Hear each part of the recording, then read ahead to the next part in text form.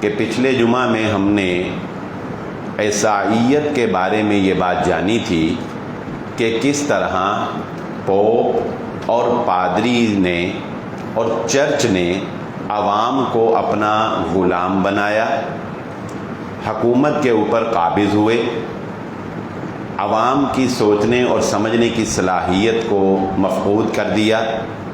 بلا آخر اس کے رد عمل ری ایکشن کے طور پر سیکولرزم نے جنم لیا اور چرچ کو یا مذہب کو انسان کی ذات کی حد تک محدود کر کے چھوڑ دیا گیا۔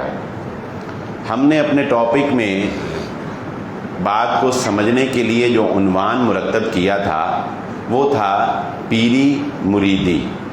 بر صغیر کے اندر اس عنوان کو سمجھنا آسان ہے کیونکہ یہاں پر یہ سلسلہ بہت ہی زیادہ دیگر اسلامک ممالک کی بنسبت رائج ہے۔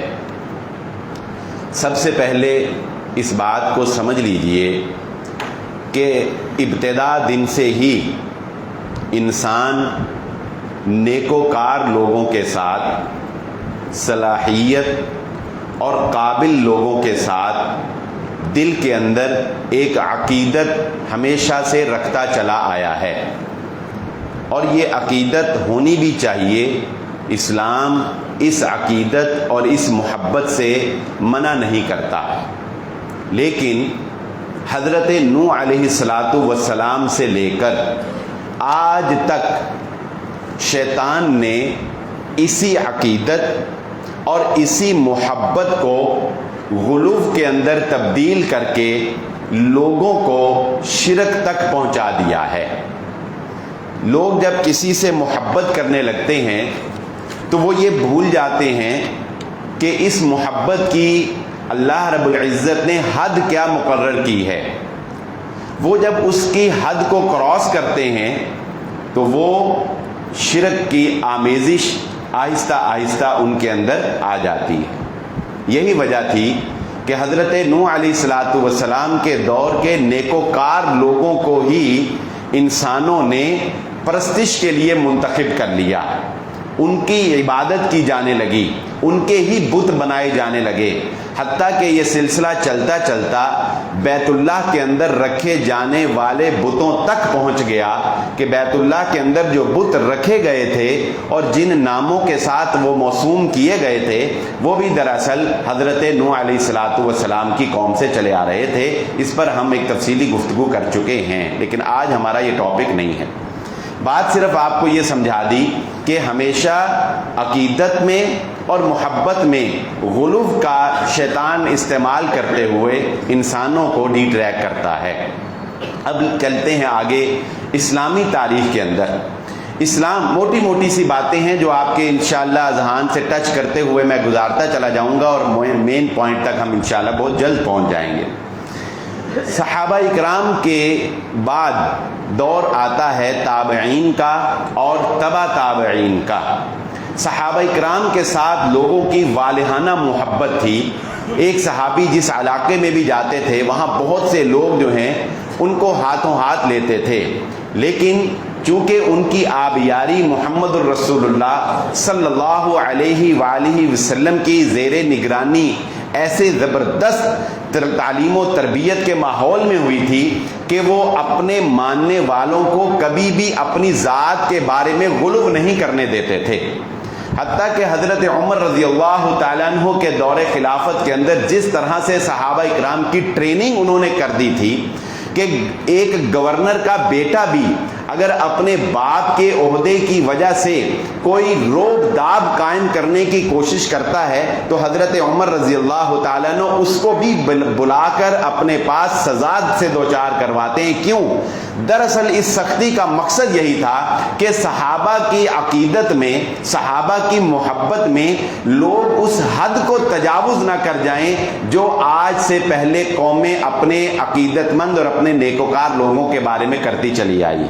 لیکن ہوا پھر اسی طرح کہ اس کے بعد ایک دور وہ آیا جب دین اسلام نے فروغ حاصل کیا اور دیگر علاقوں کے اندر دین پھیلنا شروع ہوا، اللہ رب العزت نے ایسے باصلاحیت لوگ پیدا کیے جنہوں نے دیگر جو ماحول کے لوگ تھے، دیگر علاقوں کے اور ممالک کے جو لوگ تھے، ان کے مزاج کے مطابق دین اسلام کو سمجھنے کے لیے کچھ اصول مرتب کیے، کچھ اصطلاحات وضع کی جسے ہم فقہ کا نام دیتے ہیں۔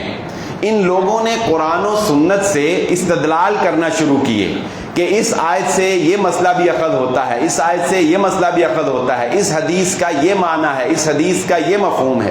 بہت سی احادیث کو اکٹھا کیا، اصول مرتب کیے، لوگوں کے سامنے آراء پیش کی، اور جسے فقہ تقدیری کہا جاتا ہے، یہ پہلو بھی لوگوں کے سامنے اجاگر کیا کہ اگر کبھی مستقبل میں ایسا کوئی مسئلہ پیش آ جائے تو اس کا یہ جواب ہوگا۔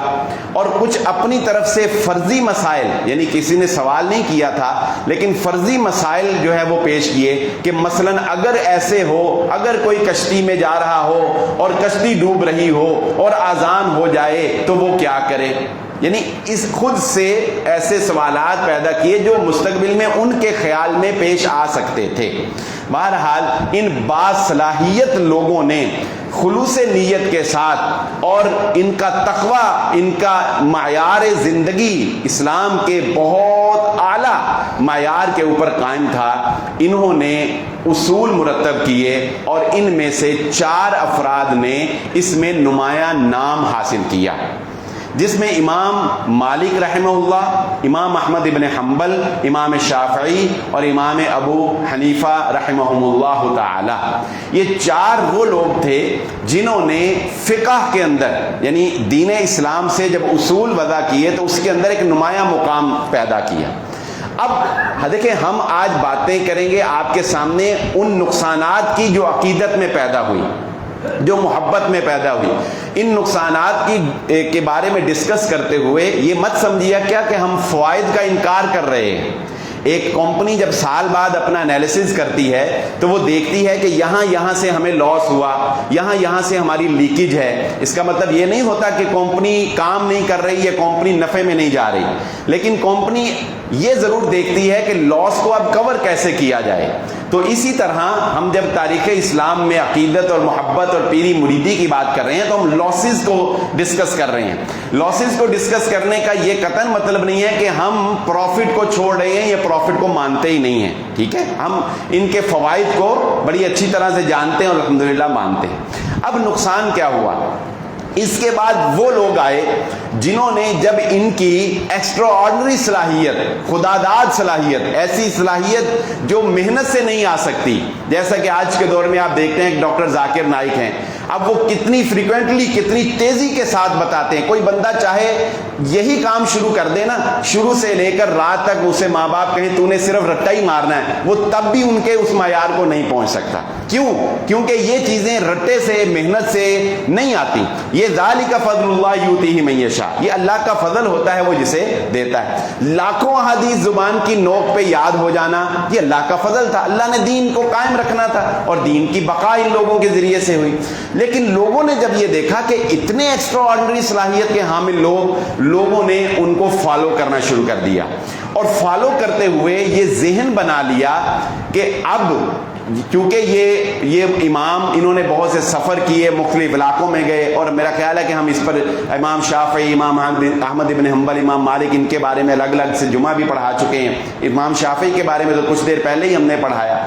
تو ان کے شاگرد پیدا ہوئے اور ان کے پھر آگے شاگرد پیدا ہوئے۔ جب علم رہ گیا اور تربیت کا فقدان ہو گیا تو نقصان یہ ہوا کہ ان کے ماننے والوں نے یہ کہا کہ ہمارا امام ہی سب سے زیادہ ذہین تھا، ہمارا امام ہی سب سے زیادہ قابل تھا۔ یہ پہلی پیری مریدی کا پہلا عنصر جو ہمارے امت مسلمہ کے اندر پیدا ہوا کہ ان فقہا کے پیروکاروں نے اپنے امام کی بات کو حرف آخر سمجھا اور دوسرے تمام اماموں کے نظریات کو ماننے سے گویا انکار کر دیا۔ انہوں نے کہا کہ ہم قرآن و سنت کو اس طرح ہی مانیں گے اور اس طرح ہی سمجھیں گے جس طرح میرے امام یعنی امام شافعی نے سمجھا۔ اب اس کے اور نقصانات کیا ہوئے؟ اس کا ایک نقصان تو یہ ہوا کہ دوسرے اماموں کے ماننے والوں کے ساتھ دل کے اندر ایک سرد جنگ شروع ہو گئی۔ سرد جنگ آپ سمجھتے ہیں نا کیا ہوتے ہیں؟ اندر سے انسان اس کا حامی نہیں ہوتا لیکن کچھ کر نہیں سکتا، اس لیے اوپر سے خاموش رہتا ہے۔ تو یہ امام مالک، امام احمد بن حنبل، امام شافعی، امام ابو حنیفہ، ان کے پیروکاروں میں آپس میں ایک سرد جنگ جو ہے شروع ہو گئی، دوسرے کے امام کی بات کو ماننے سے انکار اور اپنے امام کی بات کو حرف آخر سمجھنا، ایک بات۔ دوسرا نقصان اس کا یہ ہوا کہ یہ عقیدت اور یہ غلو اتنا بڑھ گیا کہ ان لوگوں نے رسول اللہ صلی اللہ علیہ وآلہ وسلم کی احادیث کے بارے میں بھی یہ نظریہ اپنا لیا کہ چونکہ ہمارا امام اتنا پرفیکٹ تھا کہ اس کی بات غلط ہو ہی نہیں سکتی، فلہذا اگر کبھی ایسے ہو گیا کہ ہمیں کوئی ایسی حدیث نظر میں آ گئی جو ہمارے امام کے بات یا قول کے خلاف ہوگی تو کیا کریں گے؟ تو عقیدت اتنی زیادہ تھی، جو پیری اتنی مریدی اتنی تقویت میں تھی کہ انہوں نے اس پر بھی یہ نظریہ قائم کر لیا کہ ہم رسول اللہ صلی اللہ علیہ وسلم کی بات کی یا تعویل کریں گے یا ہم اس کو منسوخ کریں گے یا کوئی اس کا اور حل نکالیں گے۔ یعنی یہ نہیں سوچا کہ ہم اپنے امام کی بات کو ہی ریجیکٹ کر دیں، نہیں، یہ نہیں ممکن ہے۔ عقیدت اتنی زیادہ کہ امام کی بات کو ریجیکٹ کرنا ممکن نہیں ہے۔ البتہ اس کے مقابل میں حدیث نبوی صلی اللہ علیہ وآلہ وسلم اس کے مختلف طریقے سے اس کی ریجیکشن، اس کی تنسیخ یا کوئی اور تعویل کر کے اس کا جو ہے وہ معنی ہم کوئی اور مراد لیں گے۔ دوسرا نقصان۔ تیسرا نقصان ان اماموں کے عقیدت کے اندر، جس کو تقلید کا نام بھی آپ دیتے ہیں کہ تقلید یعنی انہی کی بات بس ماننی ہے۔ تیسرا نقصان یہ ہوا کہ لوگوں کے اندر یہ صلاحیت ہی ختم ہو گئی کہ وہ اپنے امام یا اپنے امام کے شاگرد سے یہ پوچھ سکیں، سوال کر سکیں کہ یہ بات اگر انہوں نے کہی تو کیوں کہی، کوئی دلیل بتا دیں، کوئی لاجک بتا دیں۔ نہیں بھئی، جب پیر نے، امام نے کہہ دیا نا کہ یہ کام ایسے کرنا ہے، اب مرید کی یا مقلد کی جرت نہیں ہے کہ وہ امام سے یہ بھی پوچھ سکے کہ سر آپ کی مہربانی، یہ بات آپ نے اگر کہی ہے تو کوئی آیت آپ نے پیچھے ذہن میں رکھی ہوگی نا، کوئی حدیث آپ کے ذہن میں ہوگی نا، وہی بتا دیجئے۔ نہیں، لوگ اس عقیدت کے اندر اتنے زیادہ جو ہے وہ دھنس گئے کہ سوال کرنے کی جرت ختم ہو گئی اور لوگوں اپنے بڑے سے یا امام سے دلیل مانگنے کی جرت ختم ہو گئی۔ نمبر 4، اگلا نقصان اس پیری مریدی کا یہ ہوا کہ لوگوں کے اندر مزید تحقیق کرنے کی جستجو بھی ختم ہو گئی۔ جب بات ہی نہیں، جب سوچنا ہی نہیں، جب آگے جانا ہی نہیں، جب یہی سمجھ لیا کہ اس امام نے قیامت تک کے پیش آنے والے سارے مسائل جو ہیں وہ ڈسکس کر دیے، ہم نے اسی دائرے کے اندر رہنا ہے، تو مزید قرآن و سنت کے اوپر تحقیق کرنا، حالات کے مطابق اس کا تجزیہ کرنا، یہ صلاحیت بھی لوگوں کے اندر سے مفقود ہو گئی، یہ صلاحیت بھی ختم ہو گئی۔ پانچواں نقصان اس کا یہ ہوا کہ اگر کوئی شخص یہ کہہ دیتا تھا اس دور کے اندر، یہ بڑا طویل دور ہے یاد رکھ لیجئے اور ابھی تک چل رہا ہے، اگرچہ کہ اب الحمدللہ آ کے اس کو تھوڑا سی کمزور ہوا ہے یہ، لیکن ابھی تک موجود ہے۔ پانچواں نقصان اس کا یہ ہوا کہ اگر کوئی بندہ یہ کہہ دیتا کہ یار مجھے بھی اللہ نے ذہن دیا ہے، مجھے بھی اللہ نے صلاحیت دی ہے، مجھے بھی اللہ نے علم دیا ہے، میں خود پڑھتا ہوں، میں تحقیق کر کے، میں کیوں نہ قرآن و سنت سے مسائل کو اخذ کر کے میں اپنی کوئی تحقیق تمہارے سامنے رکھوں، میں کیوں امام کی ہی بات کو حرف آخر سمجھوں؟ تو جب کوئی نیا بندہ اس بات کی پیشکش کرتا تو یہ لوگ کہتے کہ یہ فتنہ ہے، یہ فتنہ ہے، یہ ہمارے دائرہ کار سے چونکہ نکل گیا ہے، لہذا اس کو فتنہ قرار دے کے اس کو جو ہے وہ دبانے کی پوری کوشش کی جاتی۔ ایسے لوگ پیدا ہوتے رہے گاہے بگاہے، جیسے کہ امام ابن حزم رحمہ اللہ، امام ابن تیمیہ، امام ابن قیم رحمہ اللہ، امام ابن حجر العسقلانی رحمہ اللہ۔ اگرچہ ان لوگوں کے اوپر کچھ اثرات تو تھے لیکن یہ بہرحال آزاد سوچ کے لوگ تھے۔ تو یہ اس تقلید کا ایک بہت شدید نقصان جو ہے یہ امت مسلمہ کو ہوا کہ ہم، اور اسی سے پھر فرقہ واریت نے بھی جنم لیا، اعجاب کل ذی رأی برأیہ، اس کو آپ تقلید کا نام دے لیں، اس کو آپ پیری مریدی کا نام دے لیں۔ وقت قلیل ہے، اب دوسرے سیکٹر کی طرف آتے ہیں۔ یہ تو ایک سیکٹر تھا امت مسلمہ کے اندر، یہ علمی نوعیت کا سیکٹر تھا، لیکن ادب اور احترام اس میں بھی ختم ہو چکا تھا۔ جب فریق مخالف کے اوپر تنقید یہ لوگ کرتے تھے تو اس کے اوپر کفر کے فتوے ہی لگتے تھے۔ یہ فتویٰ نویسی کا جو جرت ہے، یہ بھی میں معذرت سے کہنا چاہوں گا، میں بھی اسی فیلڈ کا بندہ ہوں، لیکن مولویوں کے پاس فتوے کا بہت بڑا پاورفل ہتھیار ہے، یاد رکھیں یہ بات، یہ ایک بڑا پاورفل ٹول ہے یہ ہمارے پاس، کہ ہم آپ پہ کسی بھی وقت فتویٰ لگا سکتے ہیں۔ یہ فتویٰ لگا دینا یہ بہت پاورفل ٹول ہے، لیکن اس کو بہت سے لوگوں نے ناجائز طور پر استعمال کیا۔ آج بھی آپ دیکھتے ہیں کہ کیا اس کا ناجائز استعمال نہیں ہوتا؟ خام خواہ کسی کی بات کو توہین رسالت کا نام دے کے اس پہ فتویٰ لگا کے اس کو چڑھا دو سولی، جو مرضی اس کے ساتھ کر دو، اور کہہ دو کہ یہ نعوذ باللہ گستاخ رسول تھا۔ تو یہ بہرحال یہ منفی اثرات جو ہیں وہ اس کے ہمارے اوپر رہے۔ اچھا، یہ تو تھا ایک علمی سیکٹر۔ اب آئیے ایک دوسرا سیکٹر بنتا ہے اسی دوران، جب اسلام پھیلتا ہے، دیگر علوم جو ہے اسلام کے اندر داخل ہوتے ہیں، تو علم الکلام آتا ہے، علم فلسفہ آتا ہے، اور روحانیت کا ایک چیپٹر اس کے اندر آتا ہے۔ چنانچہ ایک اور چیز جنم، علم کا ایک اور باب کھلتا ہے، اور ایک تصوف کا سلسلہ شروع ہوتا ہے۔ کچھ لوگ اپنے آپ کو رہبانیت کی طرح صرف اور صرف دنیا سے ترک کر کے اللہ کے ساتھ جوڑ لیتے ہیں۔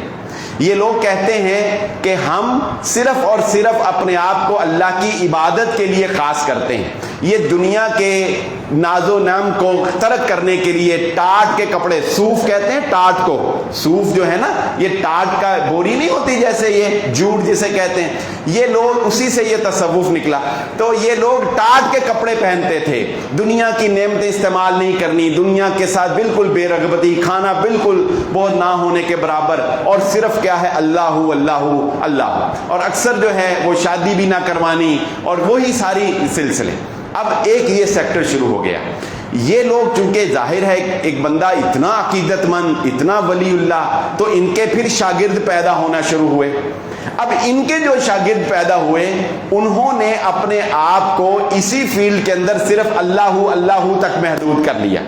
انہوں نے کہا کہ ہمیں کاروبار زندگی سے، ہمیں حکومت سے کوئی سروکار نہیں، ہمیں کیا بزنس کہاں جا رہا ہے، معیشت کیا کر رہی ہے، ہمیں کیا کہ کتابیں لکھی جا رہی ہیں نہیں لکھی جا رہی، ہمارا کام ہے اللہ کی عبادت، ہمیشہ اللہ کی پاکیزگی اور ذکر و اذکار کرتے رہنا۔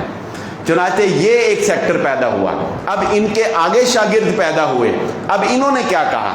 انہوں نے کہا عقیدت میں کہ ہمارا پیر حرف آخر ہے، ہمارے پیر نے جو بات کر دی وہی حرف آخر ہے۔ وہ تو اچھے لوگ تھے، لیکن جب وہ چلے گئے تو ان کے بعد والوں نے اپنے پیروں کی ناجائز آمدن حاصل کرنے کے لیے ان کے نام پر پھر انہوں نے ان کو ولی اللہ ثابت کرنے کے لیے کچھ کرامتیں ظاہر کی، کچھ کرامات ظاہر کی۔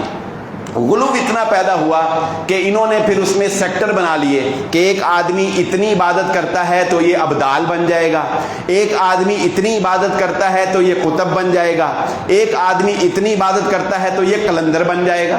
یہ سنا ہوگا نا اپنے قلندر، دنیا کے اندر کہتے ہیں صرف 2.5 قلندر ہوئے، دنیا کے اندر صرف 2.5 بندے ہیں جو قلندر ہوئے۔ وہ 2.5 پتہ کیوں ہیں؟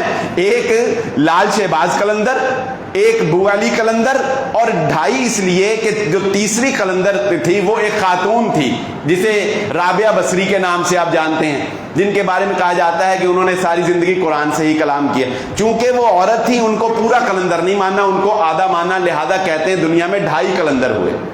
اچھا، اب یہ قلندر، ابدال، قطب، پھر ان کے بارے میں یہ بھی لوگوں نے باتیں بنا لی کہ یہ اڑ بھی سکتے ہیں۔ جب کوئی قطب بن جاتا ہے وہ اڑ سکتا ہے، جب کوئی ابدال بن جاتا ہے وہ دوسرے سے ملاقات کر سکتا ہے۔ پھر ان کی کرامتیں ظاہر کی گئیں۔ اب اس کا نقصان کیا ہوا یہ میں آپ کو بتاتا ہوں۔ یہ تھوڑا سا سیکٹر آپ کے سامنے پیری مریدی کا کھل گیا۔ نقصان یہ ہوا کہ میں تو یہی سمجھتا ہوں بہرحال، لیکن کہ اس میں جھوٹے لوگوں نے بہت سے قصے گڑھے، من گڑت باتیں گڑھی اور لوگوں کو عمل سے دور کیا۔ حالانکہ یہ جو اکابرین تھے، اولیاء تھے، وہ عمل والے تھے، علم والے تھے، لیکن ان کے بعد ناخلف لوگوں نے عمل سے لوگوں کو دور کیا۔ بہت سی کہانیاں ہیں، میں صرف ایک کہانی، ایک واقعہ کہہ لیں وہ آپ کے سامنے رکھتا ہوں، صرف بات سمجھانے کے لیے کہ پیری مریدی نے عمل سے کیسے دور کیا، اور وہ پچھلا جمعہ ضرور ذہن میں رکھیے گا۔ ایک واقعہ بیان کیا جاتا ہے، زبان زد عام ہے، کہ عبد القادر جیلانی رحمت اللہ علیہ، جو کہ واقعتاً ہم ان کو اللہ کا ولی مانتے ہیں، وہ اللہ کے نیک بندے تھے، اور انہوں نے قطعاً یہ تعلیمات نہیں دی تھی جو آج ان کے بارے میں پیش کی جاتی ہیں۔ کہتے ہیں کہ ایک ان کا مرید خاص جو ان کے کپڑے دھویا کرتا تھا وہ مر گیا۔ جب قبر میں فرشتے آئے تو فرشتوں نے ان سے پوچھا، اس آدمی سے پوچھا کہ آپ کا دین کیا ہے؟ اس نے کہا میں عبد القادر جیلانی رحمت اللہ علیہ کا دھوبی ہوں۔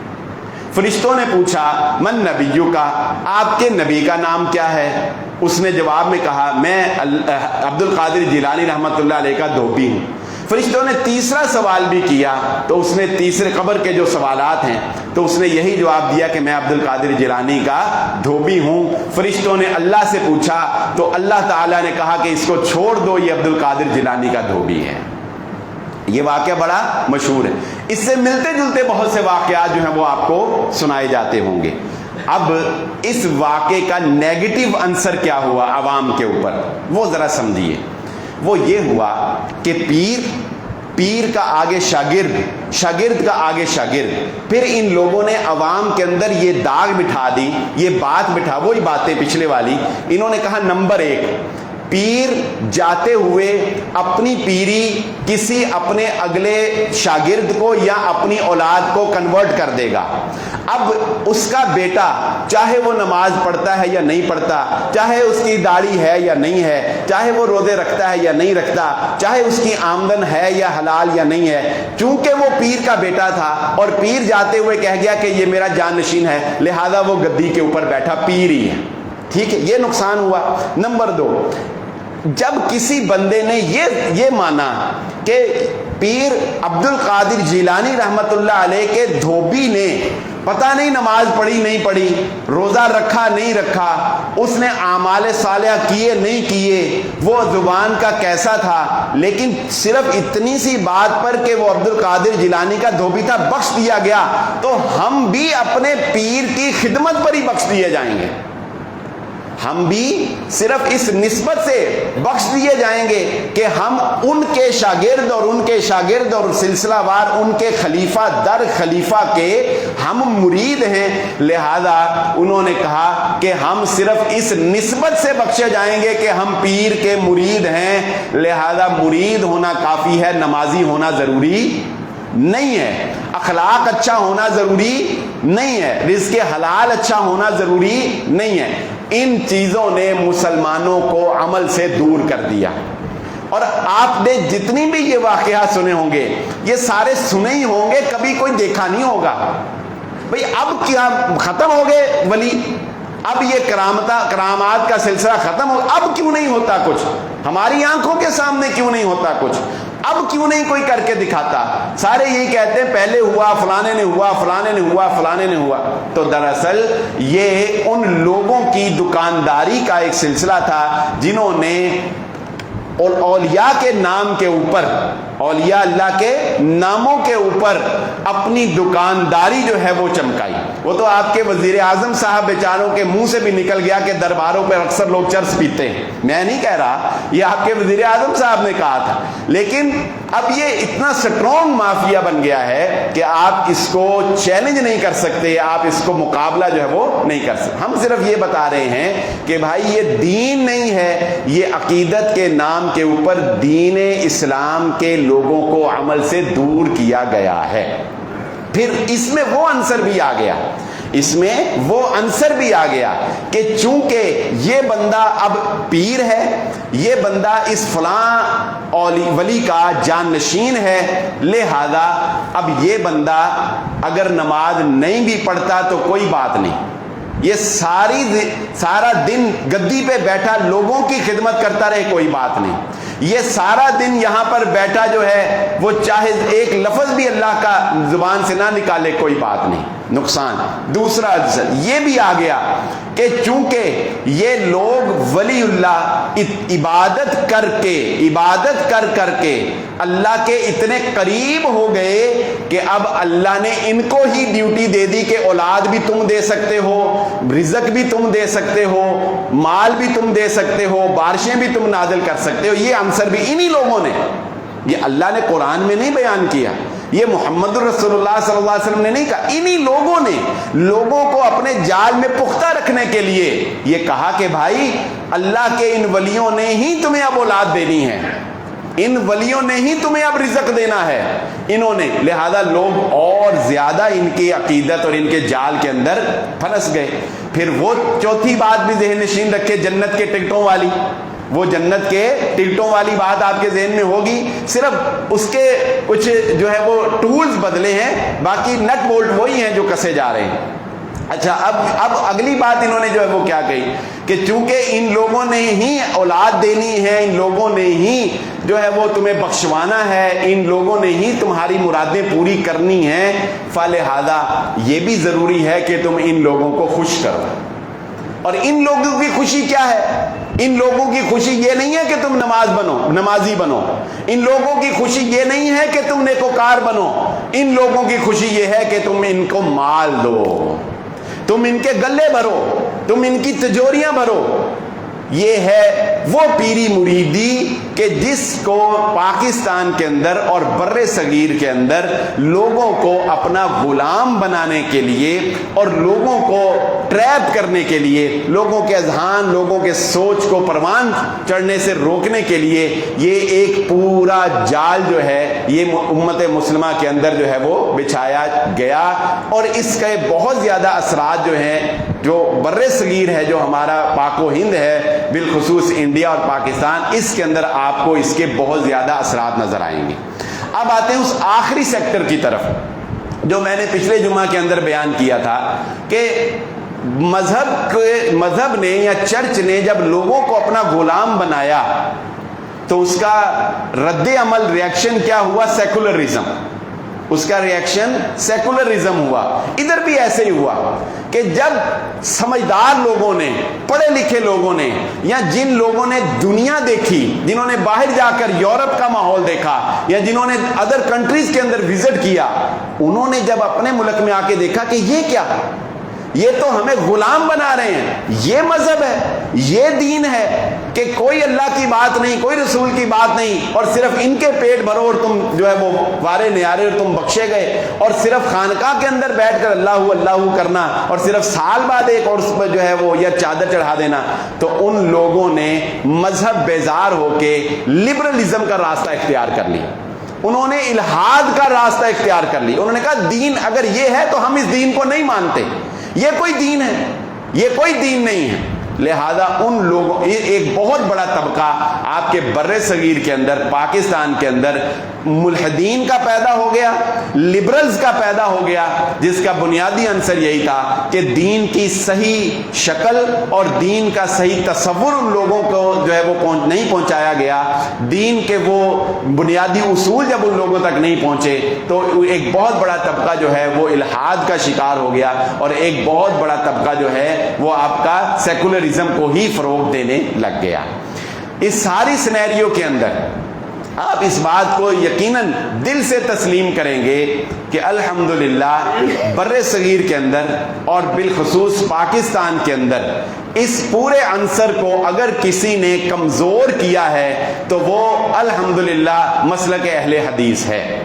اور مسلک اہل حدیث کے اندر جس بندے نے ایک بہت بڑی آواز بلند کی تھی وہ علامہ احسان الہی شہید رحمت اللہ علیہ تھے. میں اپنی اس بات کو سمجھانے کے لیے صرف ایک واقعہ آپ کو سنا دیتا ہوں, آپ کو بات میری سمجھ آ جائے گی. آج حالات بہت سازگار ہیں الحمدللہ, آج لوگوں کے اندر سوچنے کی جرت ہے, آج لوگوں کے اندر سوال کرنے کا حوصلہ ہے, آج حدیث کے نام کے اوپر درس ہو رہے ہیں. لیکن بر صغیر کے اندر ایک وقت وہ تھا کہ شاہ ولی اللہ محدث دہلوی رحمت اللہ علیہ کا نام آپ نے سنا ہوگا. شاہ صاحب کو ایک بندہ ملنے آیا اور شاہ صاحب کو جب اس نے نماز پڑھی شاہ صاحب کے پیچھے تو اس نے رفع الیدین کیا، اس نے رفع الیدین کیا۔ آج الحمدللہ آپ کسی بھی مسجد میں جا کے رفع الیدین کرتے ہیں تو آپ کو انشاءاللہ اس طرح سے مخالفت کا سامنا نہیں ملے گا۔ کیوں؟ کیونکہ لوگوں کو اویئرنیس بڑی ہے، اور اس سوشل میڈیا کا بھی بہت بڑا اس میں عنصر ہے، اسے ہمیں زیادہ سے زیادہ یوٹیلائز بہرحال کرنا چاہیے۔ جب لوگوں نے اس کو دیکھا کہ اس نے رفع الیدین کیا ہے تو لوگوں نے سلام پھیرتے ہی اس کو پکڑ لیا اور پکڑ کر اس کے اوپر برس پڑے، اس کو مارنا شروع کر دیا۔ شاہ صاحب چونکہ وہ اپنے وقت کے وہاں کے پیر تھے تو شاہ صاحب فٹافٹ آئے اور ان لوگوں کو کہا کہ نہ بھائی چھوڑ دو اس کو، نہ مارو اس کو، کوئی بات نہیں میں اس کو سمجھاتا ہوں۔ لوگوں نے چھوڑ دیا، شاہ صاحب اس بندے کو لے کے اپنے گھر چلے گئے۔ گھر میں جا کے اس کی خاطر توازوں کی گفتگو ہوئی تو اس بندے نے شاہ صاحب سے پوچھا، کیونکہ وہ جانتا تھا کہ یہ علمی بندہ ہے اور یہ بندہ بھی بہرحال سوچ و فکر والا ہے، تو اس نے کہا شاہ صاحب آپ بتائیں کیا رفع الیدین کرنا یہ محمد الرسول اللہ صلی اللہ علیہ وآلہ وسلم کی سنت نہیں ہے؟ تو شاہ صاحب نے کہا جی بالکل مجھے پتا ہے کہ یہ رسول اللہ صلی اللہ علیہ وآلہ وسلم کی سنت ہے۔ تو اس نے کہا شاہ صاحب اگر یہ سنت ہے تو پھر آپ کیوں نہیں کرتے؟ شاہ صاحب نے کہا اگر میں بھی کرتا تو تجھے کون بچاتا ہے؟ اگر میں بھی کرتا تو تجھے کون بچاتا؟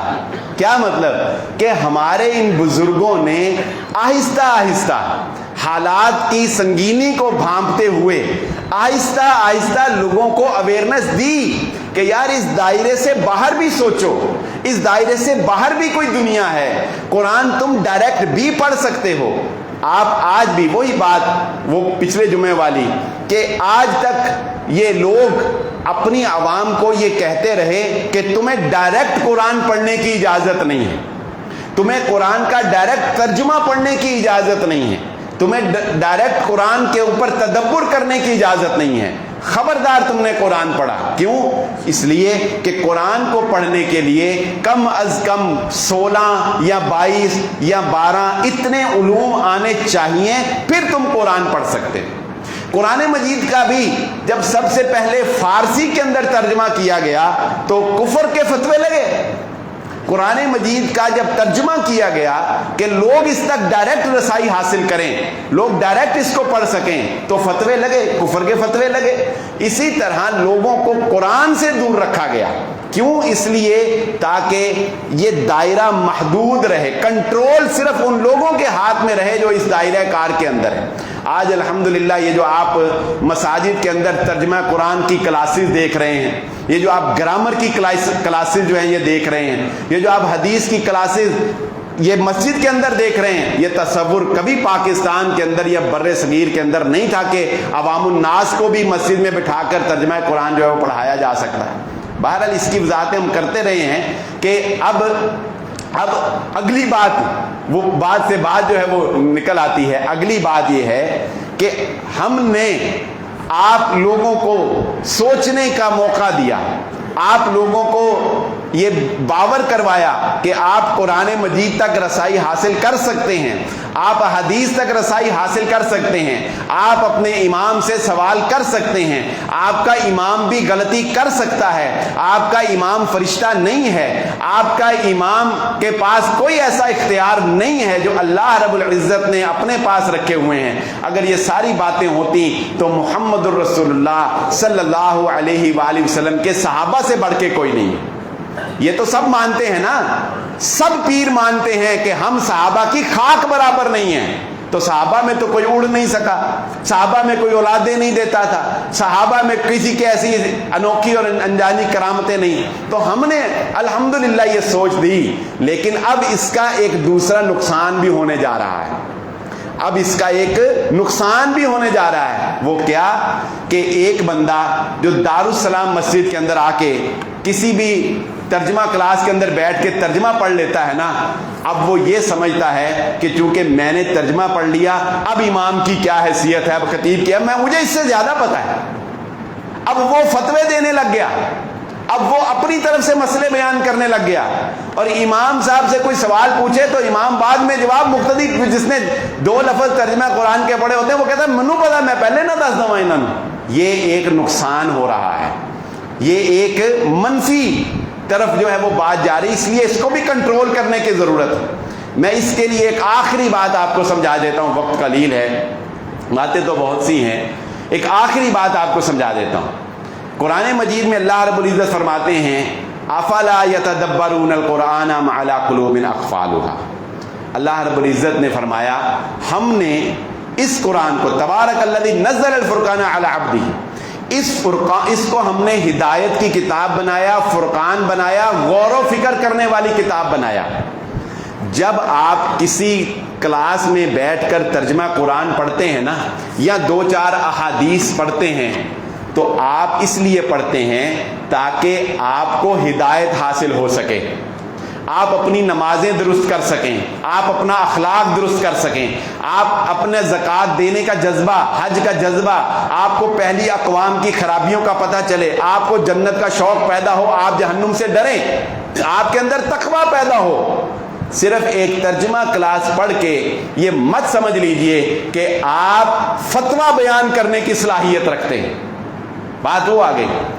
آپ مت سمجھ لیجئے کہ 2 جمعے پڑھ کے یا 8 جمعے مسائل کے بارے میں پڑھ کے اب آپ طلاق کے بارے میں لوگوں کو مسئلہ بتا سکتے ہیں، فتویٰ بتا سکتے ہیں۔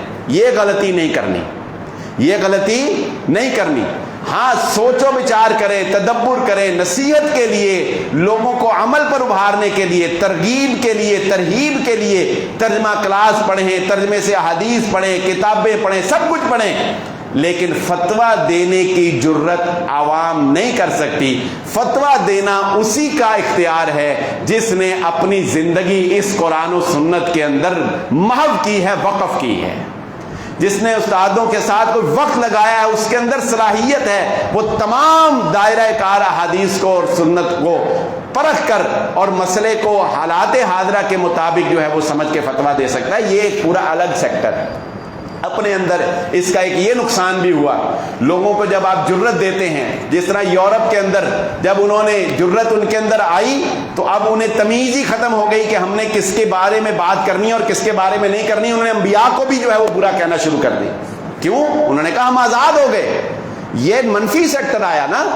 آپ نے اتنا آزاد نہیں ہو جانا کہ اب آپ کہیں کہ چونکہ ہم اب آزاد ہیں لہذا کسی کی کیا ضرورت، آپ علماء کو ہی وہ تنقید کا نشانہ بنا لیں، آپ علماء کو برا کہنا شروع کر دیں، یا آپ نیکوکار لوگوں کے اوپر ہی جو ہے وہ اتنی زیادہ اپنے اندر جرت پیدا کر لیں کہ اب آپ کو کسی کی نیکی کا کوئی حیا ہی نہ رہے۔ یہ آپ کا منفی سیکٹر کے اوپر تنزل کی طرف نیچے چلا جانا ہوگا۔ نہ ہم نے غلو کرنا ہے، سمجھ لیجئے آج کی ساری گفتگو کا نچوڑ اور خلاصہ کلام سمجھ لیجئے، وقت بھی ختم ہو گیا۔